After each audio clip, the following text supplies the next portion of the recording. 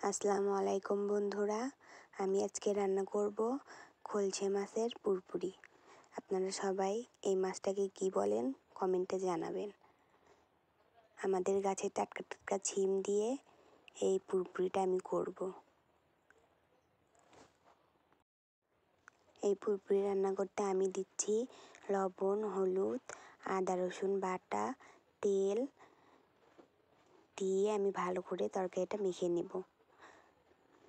তরকারি যত মাখবেন ততই মজা।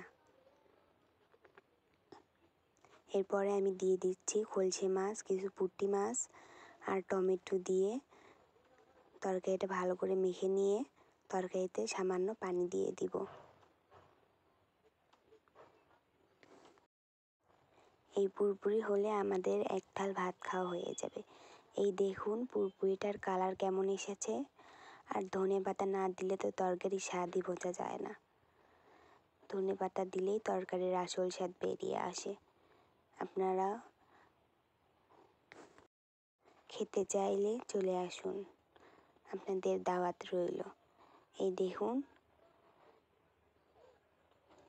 পুরপুরিটা কেমন হয়েছে, দারুণ স্বাদ। সবাই ভালো থাকবেন।